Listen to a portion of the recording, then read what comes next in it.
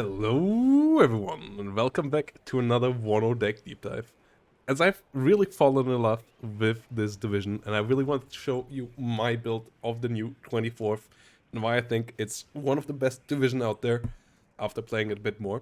And before we go in there, though, one shout out to, first of all, the website again, playersdl.com. Here you can always find all the tournaments, guys.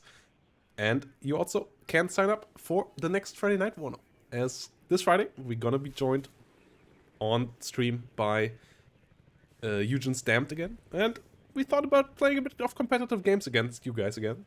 So we do a bit of a 2v2 tournament, and you guys can sign up, bring a friend, sign up with two divisions, have some fun on Friday. And yeah, on stream we're gonna talk about the development of WARNO at the moment, the balancing stuff, and so on with Damned. Yeah, and all the things maybe still to come, all the things that we currently got, and just games in general. So come around on the Twitch for that, but let's get into the whole thing now. As, yep, this deck here is absolute love. And in my logistics steps, I already start with decent amount of supply. I like this pretty reasonable amount of supply that you get with the M548A2. 1250 supply. It's a bit more cost efficient than the M35, but it's also a bit slower. But it's really nice for artillery, it's really nice for helicopter resupplies, whilst the M35 is still perfect supply for the front line. The M2A1 Bradley has a nice TOW 2 on top. I like them as a CV here that can fight a bit. I sometimes use them somewhat aggressively. We have quite a couple CVs in this deck, so I don't need the M151 Mud here. Field supply points still not quite worth it. If they would go down to 200, they would start to become worth it in 1v1. For 235, they still ain't. They cost you a bit too much. Like, if with 35 less, you could afford like one more infantry unit, one more A unit or so, and then they really would start to kick in, but at the moment it's still a bit too much to afford. And yeah, then we go into the infantry tab. And this one is really cool. That we go for the masses with the National Guard Fireteam Dragon and National Guard Fireteam Law. The Dragon's also still somewhat useful against light vehicles, but especially for the 55-point Bradley, this is really nice. You get a lot of IFVs here. And then if you need some higher class infantry and some higher class Bradleys with TOW 2s, we go for Fireteam 84 and Fireteam Dragons and IFVs. We go for the higher veterancy one, because you have enough infantry in this deck. You have 66 infantry units, so getting a bit more class here, getting a bit better stress resilience and accuracy on your Bradleys and on your infantry here is quite nice. Faster stress recovery and so on, and the extra accuracy helps out a good bit as well, especially on the ATGMs. Yes, it's not super much, but it's still 3% and so on. It comes in often enough that it is worthwhile in my eyes here. As the infantry that you use the most for the front line are the others anyways, and then these here come in nice and clutch. Engineer Dragons, quick to come around, they have the shock trade. I still like the Dragon to be around, that's why I take them over the normal engineers. They also come cheaper, and the shock helps them out winning CQC fights against normal casual infantry. TOW 2. Yeah, still good TOW teams. I like them against some divisions in tournaments. You want to use the ITOW instead, but TOW 2 is quite nice. Aero rifles, they are mobile. They can come in a clutch. They are not as great as the ones that come in Apaches, as the UE unfortunately is a bit slow. It's also a bit cheaper, but I'm not the biggest fan of the UE as a helicopter, because the speed is a bit underwhelming. But in general, still nice and agile infantry to come in a pinch. I usually don't start with them, but I bring them in when I need them. And then we have some more leaders here, so we go up to 5 here. We have 2 more leaders in the tank tab, so 7 leaders in general. Really generous and not that much of an issue with this in this deck. Then we have military police in the M67, which is still great for holding flanks, and also really good with the National Guard and the normal military police, because you need some 10-man squads. Plus, they also come great with the National Guard, mixing them in here to get rid of the reservist trade. Pretty important with the tanks as well. The National Guards, Abrams, so gonna get to that as well. Like, if you can have them around, it's worthwhile having some military police around there as well. Artillery-wise, we have the M109 A2s and some mortars, the National Guard ones. So everything comes at a discount, and you can afford a bit more. The mortars here, mostly here for smoke and a bit of pinning, a bit of stressing out on the front line. And the National Guard here for killing off enemy units. 2 of these still kill quite reliably. And yeah, the extra points that you save you can put into an infantry unit or a stinger or so, which is nice as well.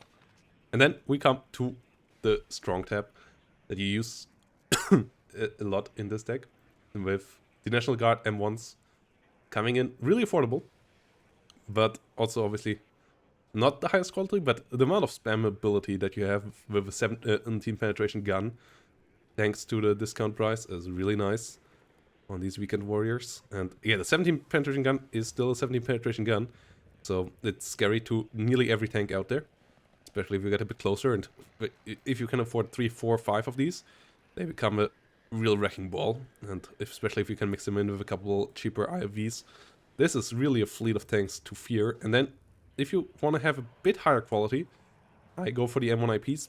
And here I go full on quality again, because you have the numbers, you still have 20 tanks here. So I go for highest veterancy level here to get a bit of extra accuracy. That was a misclick. Yeah, to get the extra amount of accuracy and especially stress recovery and resilience that is so important on these tanks, as they are somewhat survivable. So having them a bit more efficient for a bit longer in the fight and coming back quicker is quite key. And then M1 IPs for the capture, as they are really nice as well. And they are quite affordable in my eyes as well for tank CV. And they also come nicely in the mix with M1 Abrams, so that they come up 1 level of veterancy at least. So I like the M1 IP here in the tank fleet as well, the leader version. Recon tab, I want to be a bit cheap. This deck is all about cost efficiency, especially as you have some more expensive units in the air and helicopter tab. So National Guard scouts it is for the Recon Infantry, even in M151. I'm not a big fan of the normal scouts, they don't have any AT. The AKF is a bit slow, I want to have something fast here. So I go for the National Guard scouts. And yeah, they just come cheap, they come in numbers, so you can get them throughout the game. That's the issue of the snipers. You will need more than just the 3 snipers throughout the game. And then the M150 is an affordable ATGM as well, that can help also. Swatting is nice within the tank plop, or a plop of the Bradleys, so that you have something to spot enemy. And the Kiowa Warrior comes good with Apaches, comes good for sniping enemy heavier vehicles. It's still a bit scary, but you have good air to cover it, and it can be really nice in a pinch, killing off enemy tanks on the flank. The Hellfire is still a fantastic missile. And since enemy fighters don't always want strafe helicopters as easily anymore, it's also a bit easier to use. Fighters running onto helicopters is not quite as common anymore, so the Kiowa Warrior is back in business a bit. It's still a risky thing to use, you shouldn't be too aggressive with it, but it can be helpful with its recon from time to time, and it can be helpful with its Hellfires as well. A8, we have a lot of cheap stingers to go to the front line, and then pivots and chaparrals as a combo. Yeah, pivots also go well with stingers as a combo to stun down the enemy helicopters and give stingers the time to kill them. And then chaparrals, yeah, it's your baseline AA. They're a bit expensive, but you're not going to lose them too easily. They have long range, they can kill enemy helicopters nicely. So the 4 usually are enough. If I lose them, well, then I just focus on fighters. I can't afford to invest more into AA than 4 anyways, because I need to put points into other stuff on the front line. So chaparral, yeah, 4 is enough in my eyes on most maps, so I stick with 4 here. Helicopter, 1 Apache, 2 tow cobras. You need the affordability of the tow cobra from time to time, but having the chance of having an Apache is always nice. Yes, it is getting stressed a bit more, so you have to be careful. The speed at which it gets stunned and then routed especially, which is especially painful, is quite low, so you really don't want to have this take any damage.